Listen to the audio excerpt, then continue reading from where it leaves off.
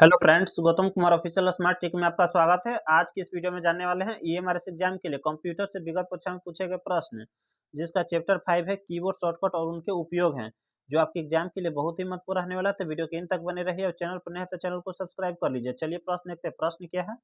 देखिए, कीबोर्ड आपने यूज किए हैं तो आपके लिए आसान होने वाला है। और वर्ड 2010 में उपलब्ध कीबोर्ड शॉर्टकट की सूची निम्नलिखित दिया गया है, नीचे में आप लोग का है।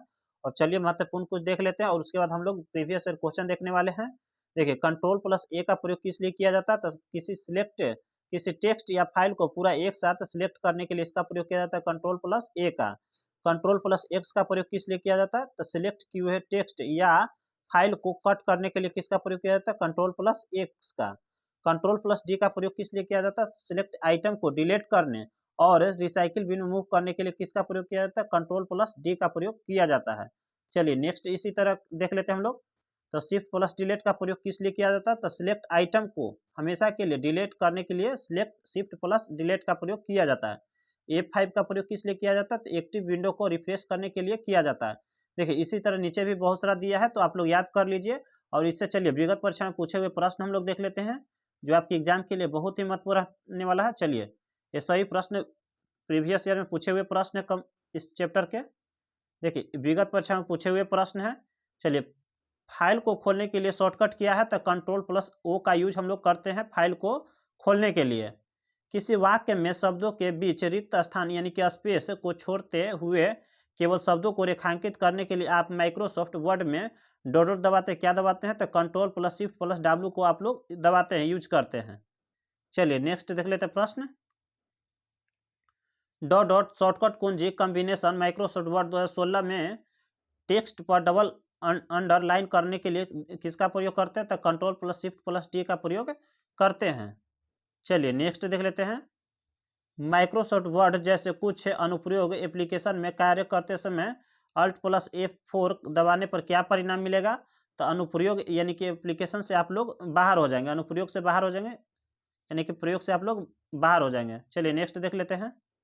एमएस वर्ड में कौन सी कुंजी संयोजन का प्रयोग एक कार्य को पहले जैसा करने के लिए किया जाता है? कंट्रोल प्लस जेड का प्रयोग किया जाता है।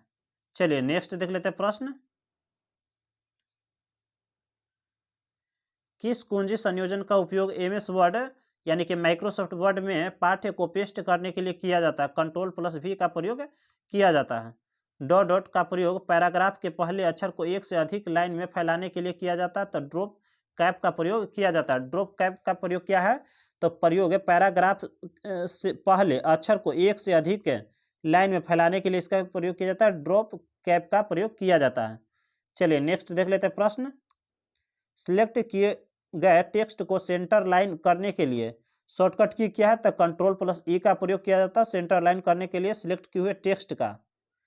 वर्ड में आप निम्नलिखित में से किन फंक्शन कुंजियों को दबाकर find and replace dialog box प्रदर्शित करते? F5 का प्रयोग करके। चलिए नेक्स्ट देख लेते हैं प्रश्न। माइक्रोसॉफ्ट वर्ड डॉक्यूमेंट में किसी चयनित टेक्स्ट की संपूर्ण फॉर्मेटिंग हटाने के लिए किन कीज का उपयोग किया जाता है? कंट्रोल प्लस स्पेस बार का प्रयोग किया जाता है। माइक्रोसॉफ्ट वर्ड 2023 में प्रिंट प्रीव्यू के लिए शॉर्टकट कुंजी क्या है? तो कंट्रोल प्लस F2 है। आपने सेट प्रैक्टिस में भी इस प्रश्न को आप बहुत बार रिपीट हुआ देखे हैं, और ये प्रश्न पूछा हुआ प्रश्न है और कई बार ये प्रश्न पूछा गया है। माइक्रोसॉफ्ट पावर पॉइंट प्रेजेंटेशन में कई स्लाइड छोड़ने की कीबोर्ड शॉर्टकट क्या है? तो कंट्रोल प्लस एम है। और इस चैप्टर से इतना ही प्रश्न पूछे गए थे, तो आप लोग प्रीवियस ईयर क्वेश्चन को ही आप लोग याद कर लीजिए, जो आपके एग्जाम के लिए इंपॉर्टेंट होने वाला, महत्वपूर्ण होने वाला। चलिए आज के लिए इतना ही। जय हिंद।